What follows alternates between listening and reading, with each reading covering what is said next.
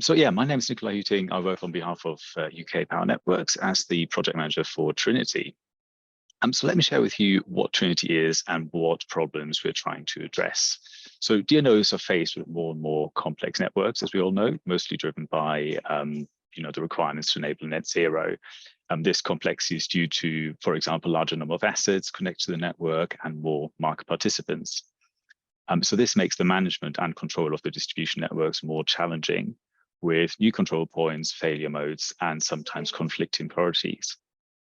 So to tackle this, new systems, control solutions, and operations will have to be introduced to the control room. However, this in turn is a challenge because control rooms aren't set up to evolve at the pace that's required.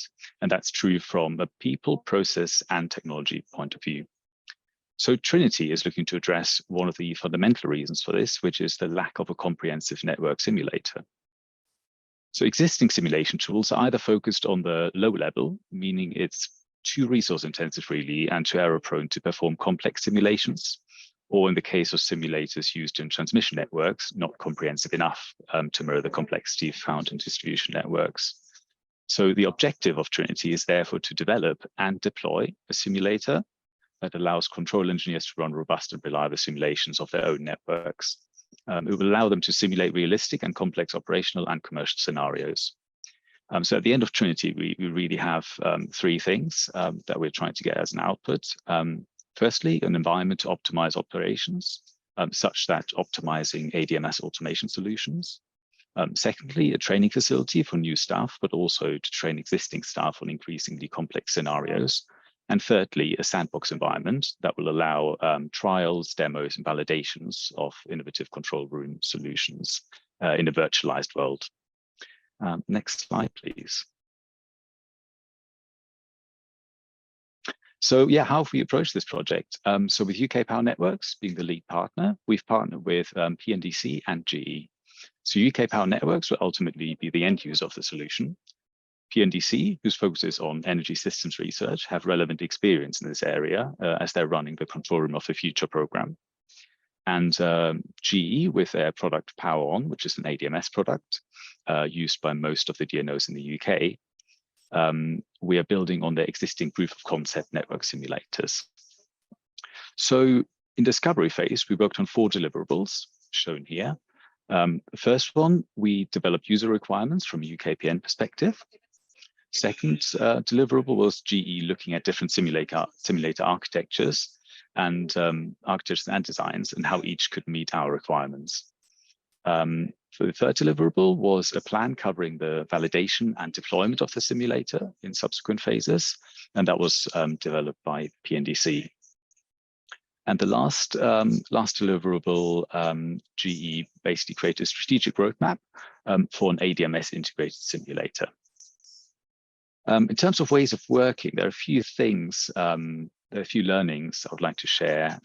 Firstly, we hugely benefited from an in-person workshop, which GE kindly hosted at their facilities in Livingston. And this provided a dedicated day for all of us to get together and align the requirements, the vision, and the deliverables of the project. Secondly, significant coordination was required on some of the deliverables. So we ended up scheduling daily stand-ups, which hugely improved the communication between partners. So something I could recommend. And thirdly, we made use of new technologies such as digital whiteboards and SharePoints to work on things collaboratively. So I'll now hand over to Jack from UKPN's Control System Automation team, and he'll take us through the user requirements and benefits. Thanks, Nikolai. Next slide, please. So good morning all. So how do you go about meeting the problem of control room capabilities? At UK Power Networks, we identified specific user requirements which fall under this broad umbrella of testing and training. The aim is to make it easier and quicker to train staff and test the network, including automation. So we identified 24 specific business use case scenarios for the simulator, which would help UK Power Networks go for this control room in the future. And these were based on current processes and tasks, but also trying to think about potential future requirements. And these are 24 categories. We'll cases are grouped into 6 categories of application tools: integration, network fault simulation, plant failure, real-time network simulation, and protection scheme. So I'll give you a sort of a high level of a selection of these. One of them being integration. So whatever simulator solution that was going to be decided on, we wanted the platform to be fully software based and easily integrated with a replica of our existing production ADMS environment, without the need for complex middleware or configuration. And for it to provide a realistic experience for the user and represent the network that we'd like. Another linking onto this is real-time simulation. So we want to be able to we need the simulator to reproduce the responses of the power system to faults, switching controls, manually entered events, schedules, protection operation, and trips in real time.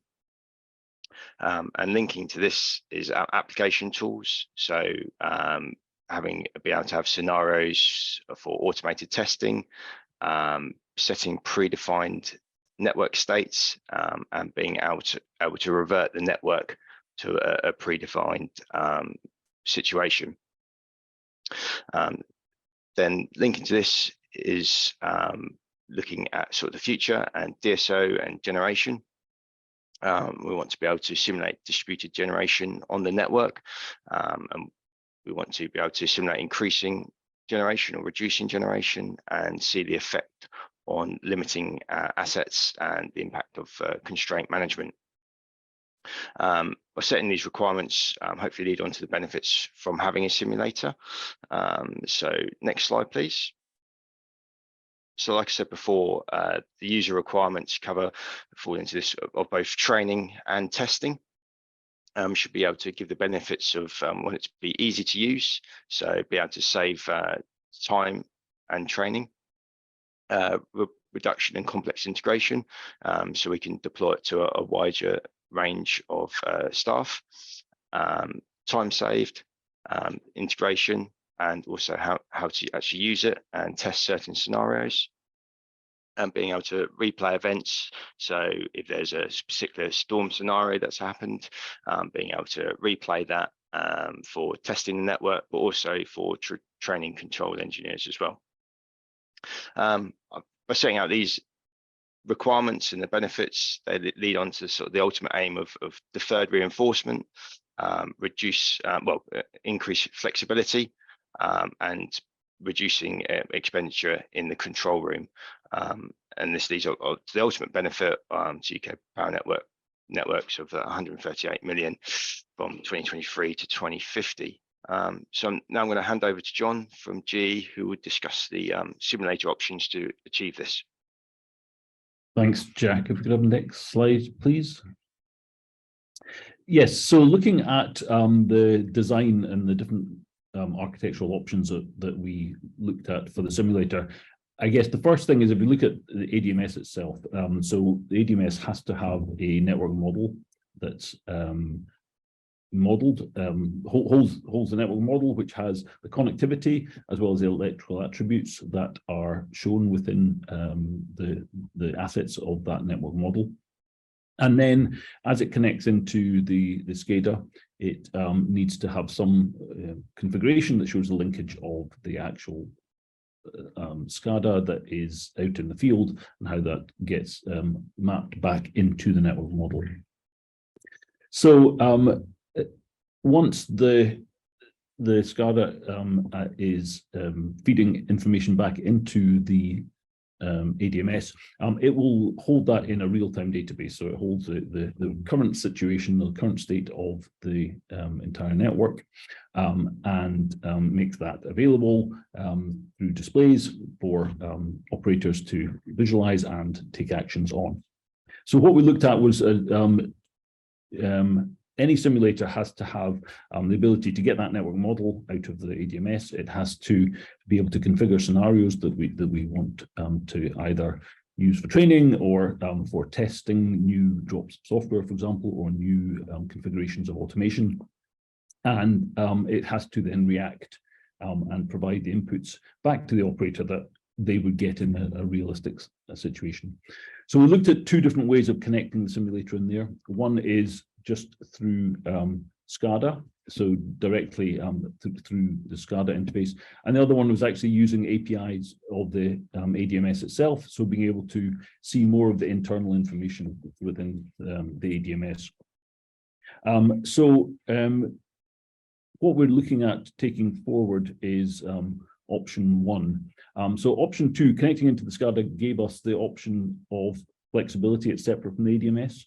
It gives that level of independence, but it does limit the ability to see what the operators are doing, as well as you would need to implement all of the SCADA protocols that all the network operators have to be able to simulate the whole network. Whereas with the API one, you have the ability to not only get the internal information, but also inject other interfaces, which are either from the enterprise systems or for example, customer calls or smart meter events can be fed in and can be part of those scenarios that we talked about developing for the training and testing purposes. So I think the other thing that we looked at was the ability to rapidly take a version of the production instance, so sort of data cut from the control room into the simulator and with the least amount of work required to get that up and running and people to start using that for training and testing. So going forward, we're looking to take option one forward to an alpha submission. And I'll now hand on to Kyle to talk through how we look at validating that. Thanks, John. Next slide, please. So John's talked about the simulator design in the last slide, and he's already said I'm going to present on how we will test and validate that design for the option one that's being taken forward. So the objective of the testing is to prove operation, test the higher risk elements of the simulator design, and validate the capability of the simulator against the use cases that were identified by UKPN in deliverable one. That's what Jack talked about earlier in the presentation. So the plan for testing and validation is to compare the response of the GE simulator established in deliverable 2 with an external simulation environment, or in some cases, a test network response, as you can see in the diagram on the slide. So we're proposing that the first phase of testing and validation will utilize an established exemplar test network with published network data, for example, something like the IEEE 132 bus network model. This network can then be co-simulated in the GE ADMS simulator and the PNDC equivalent power system environment. For some use cases, this will of course require us to modify the exemplar model to be used for testing, either implemented outside of the modeling environment or tested in the real network. So either modifying the network model or implementing it in the real test network. So we've taken in the discovery phase the 24 use cases from deliverable 1 and identified the use cases that will be targeted for validation, as well as defining the process for validation. An alpha phase validation will involve 5 phases. First, establishing detailed test scenarios building on the discovery phase proposal, simulating the use cases to generate validation data, testing the prototype simulator to generate test data, comparing the two sources of data, and then disseminating the findings both to partners and external stakeholders. Based on the development of the GE simulator, it's very likely we'll implement an agile approach where the simulating the use cases will be implemented immediately prior to the GE functionality being ready for testing. And it's likely we'll implement multiple use cases in parallel for validation rather than following a sequential approach. So I'll pass back to Nikolai for the wrap up on the presentation. Great, thanks, Kyle. So let me wrap up and share our vision for Alpha, Beta, and beyond. So our primary objective for Alpha is twofold. First, we would like to deploy the core simulator into the production ADMS environment for one of UKPN's networks, and that's at 11 and 33 kV. And basically, the aim is to provide user acceptance of the simulator and demonstrate value.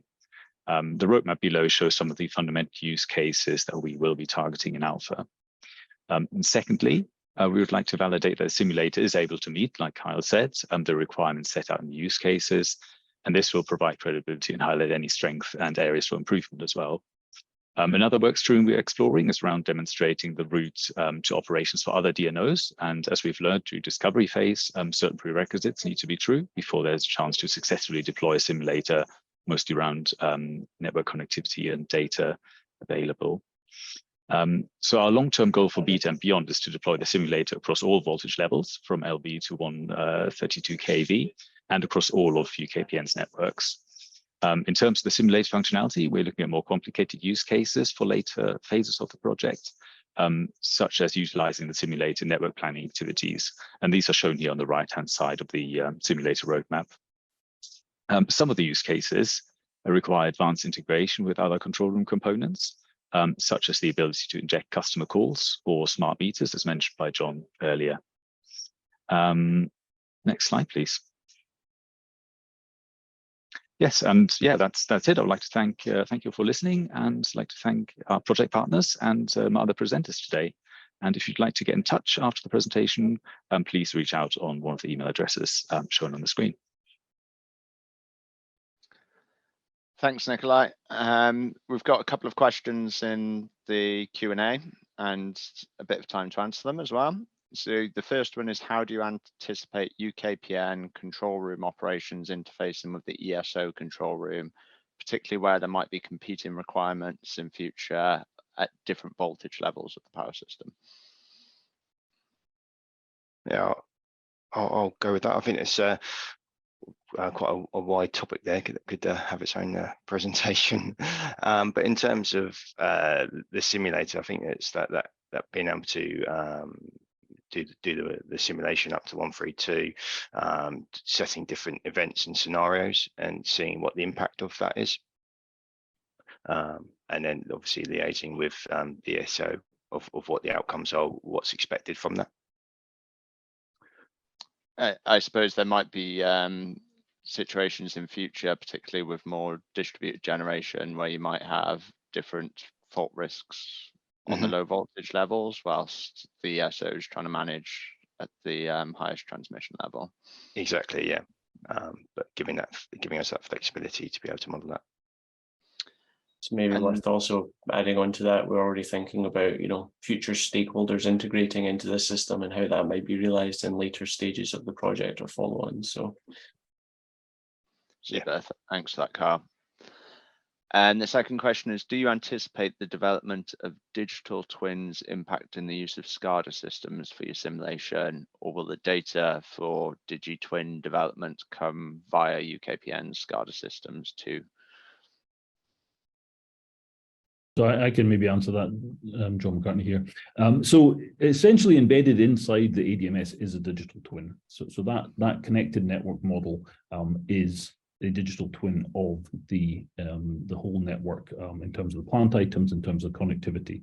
So I think depending what the question's asking about, and if there's an external digital twin, there may be a question of synchronization, so making sure that any external digital twin is synchronized with the network, the live network state, and similarly, one of the options is looking at future network states. And so, if you were talking about changes to the network and how you may be able to train on those or understand and test those, the simulator will provide some capabilities around that as well. And so will you be able to adapt the simulation down to quite a real-time granularity from the data that you've got at the moment? Yes, it's not going to be very real time in terms of it'll be within the bounds of SCADA real time. So the responsiveness of that.